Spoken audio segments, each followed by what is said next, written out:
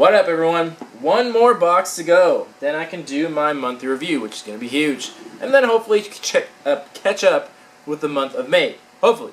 But we got one up box here. This will be a short, easy review. Not much stuff in here. And it's always pretty similar to Super Geek Box. But we'll check it out and see what they got this month. So we got a shirt. Alrighty, let's take a look at this. So, it looks like fat baby versions of the Mario characters and one of the Minions. And who's that in the corner? Kind of looks like Ant-Man. I can't tell. Dancing on a cake. Alrighty. Wait, shirt smells weird. Anyway, so I think that kind of looks like Ant-Man there. I'm guessing that's supposed to be Ant-Man. So I guess it's just tiny versions of all those characters on a cake. Okay, that'll do. Whatever. Obviously, it's a crossover because it's different genres. The only one that really belongs there is Ant-Man. I'm not sure why he would need the Mario characters and a Minion randomly, but, you know, it is what it is. Seems kind of rough. Quality's not super great. And it's Gildan heavy cotton, so the quality's just not that great. And it's not fitted or anything like that, so quality's not really there. The design is weird. It's not designed super well. It doesn't feel super nice. Just the way it's drawn, lines aren't really straight. There's a lot of line variation. It doesn't really make sense. Some of the colors don't make sense. And it's overall kind of weird. I'm going to give this like a 4 out of 10. Not the best shirt, but One Up Box has never been known for their good shirts, kind of ever. So pretty much what you'd expect. Weird, awkward shirts. But at the end of the day, they're almost kind of funny because they're so weird and awkward. Like the Batman Mario. Good stuff. Alrighty, so going with the tiny theme, we actually do get something branded. A little plush of Baby Mario. So that's actually not too bad. I actually kind of like him. He looks kind of cool. Baby Mario plush. That works. And it's nice in quality. It actually is branded from Nintendo. It's not third party. It's not cheaply made. So this is actually decent quality. Big surprise. I like that though. Then we got a stress ball. A Kirby stress ball. Which is actually kind of fitting because this is pretty much what Kirby looks like. He just looks like a little ball. I guess that works. We always get stress balls, and I honestly don't know anyone that's ever used a stress ball ever. But, you know, it's actually still kind of cool just to put it on display because it's round and it looks like Kirby. So that's actually not too bad. I like that. Alrighty. And then, what do we have here? I'm guessing this is a cinch bag. I don't know what else it would be, but let's open it up and find out. Come on. Yep, cinch bag. Let's see who's on it. There's that. And it looks like their awkward version of Ant-Man getting chased by a cat. They really did not design this well. I mean, look at it. Like, look at the lines just like aren't even straight. It's all just like spotty and blotchy. Maybe that's what they were going for, but just nothing about it looks like put together. It looks kind of like it was drawn on like an Etch-a-Sketch or something like that.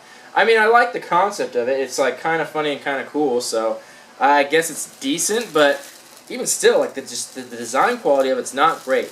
It's very obvious that someone in-house is designing these objects. I don't think they're going to an artist or anything like that. I think that seems pretty apparent, so, you know, whatever.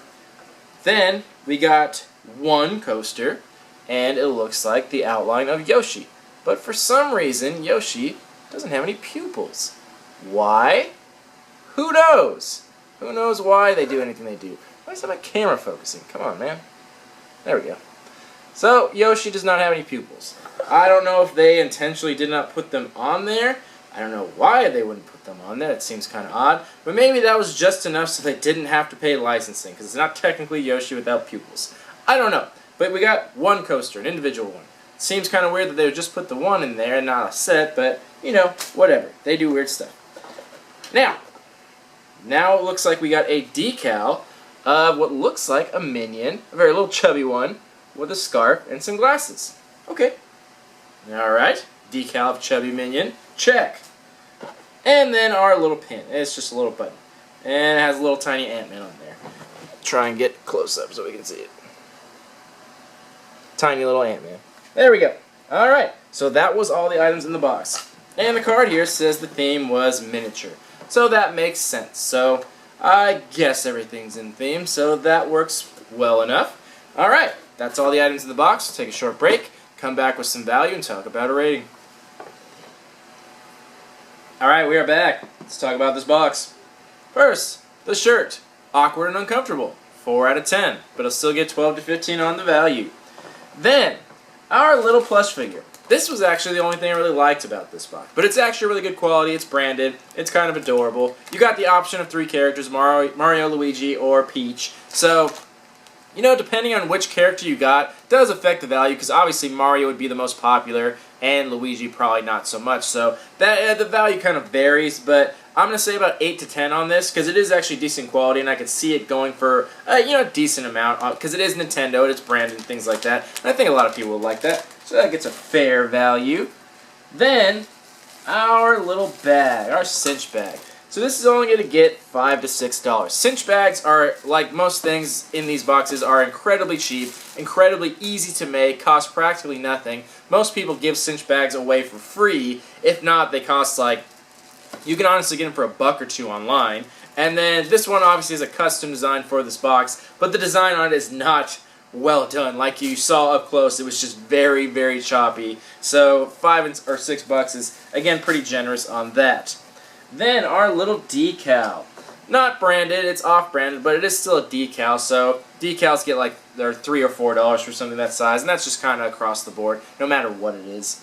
Then our little stress ball. I'm gonna give it like $2 or $3. It's not branded, didn't come in any kind of box or anything like that or bag. But you know, I give it a little bit just for the sake of giving it some value. Then our coaster, a buck or two. I couldn't see it going for any more than that, honestly. This would probably be in the dollar section of any store, especially because it's just by itself, especially because it didn't come in any kind of packaging. It's just kind of there. It's weird that it wouldn't come in a set. I don't think I've ever seen a coaster come by itself. It's weird. They almost always come in sets of 4. That's just what they are. Because it's very rare that you're ever just going to need one coaster. You usually need multiple. But, you know, whatever. It's a coaster.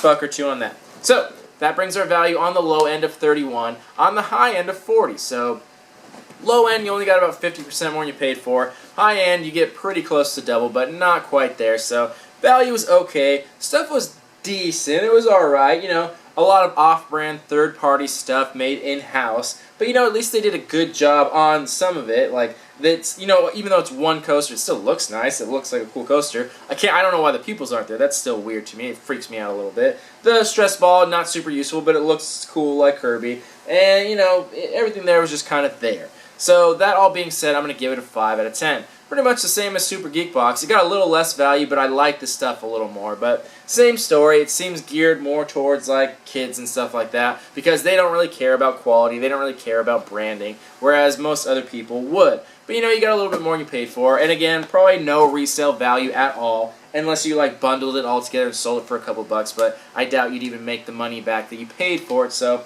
same story. 1UP Box has been around forever. When they first started, they were great. They were taking the #1 spot in the countdown, and they just slowly kind of died off over time. And I don't really see them making a comeback.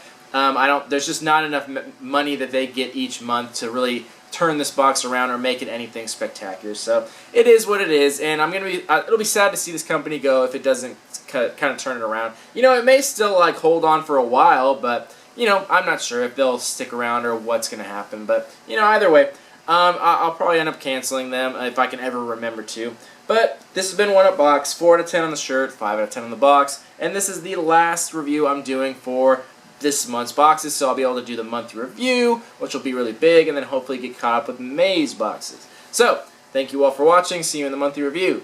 Love you all. Peace.